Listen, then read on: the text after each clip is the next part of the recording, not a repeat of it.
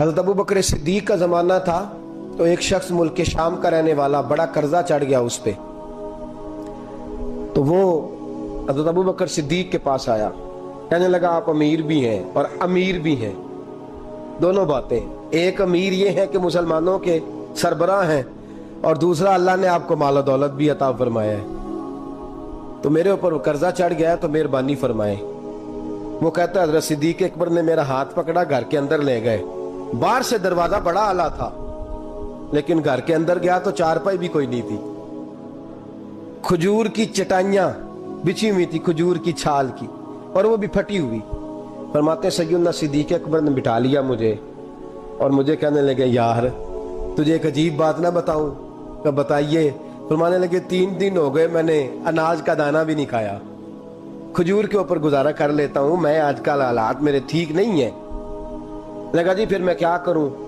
تو آپ فرمانے لگے تو عثمان غنی کے پاس جا۔ کس کے پاس؟ شخص کہنے لگا جی مجھے تو بہت سارے پیسے چاہیے۔ تو آپ نے فرمایا تیری سوچ وہاں ختم ہوتی ہے جہاں سے عثمان کی سخاوت شروع ہوتی ہے، تیری سوچ وہاں تو جو سوچتا ہے نا اتنے ملیں گے، تیری ختم ہوتی ہے سوچ جہاں سے عثمان کی سخاوت شروع ہوتی ہے، تو جا۔ کہنے لگا جی آپ کا نام لوں؟ فرمایا ضرورت ہی نہیں پڑے گی۔ جی میں ذکر کروں گا کہ مجھے امیر المومنین نے بھیجا ہے۔ فرمایا ضرورت ہے، صرف اتنا تو جا کے بتانا کہ میں مقروض ہوں اور رسول اللہ کا نوکر ہوں صلی اللہ علیہ، اتنا بتانا کہ مسلمان ہوں، مصطفیٰ کا غلام، بس، اور کسی اضافے کی ضرورت۔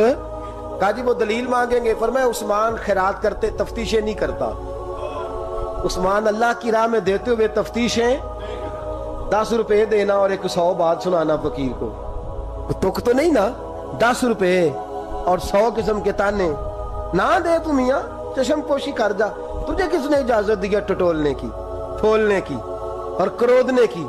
یہ حال اگر تیرے ساتھ کیا جائے، رب اگر تجھے ٹٹول کے دے تو تیرا کیا بنے؟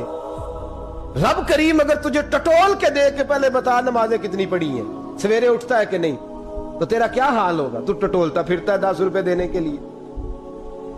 حضرت عثمان غنی کی عادت نہیں، وہ شخص کہتا ہے میں چلا گیا، پوچھتا پچھاتا دروازے پہ پہنچا، دروازے پہ دستک دی تو حضرت عثمان غنی کے اندر سے بولنے کی آواز ہے، اپنے بچوں کو ڈانٹ رہے ہیں، کہتے ہیں او یار تم لوگ شہد کے اندر، دودھ کے اندر شہد ملا کے پیتے ہو، خرچہ تھوڑا کم کرو، اتنا خرچہ تم نے بڑھا دیا ہے، تم دودھ کے اندر دودھ بھی میٹھا شہد بھی میٹھا، ایک چیز کھا لو، کو بیمار ہو 2 چیزیں استعمال کرتے ہو۔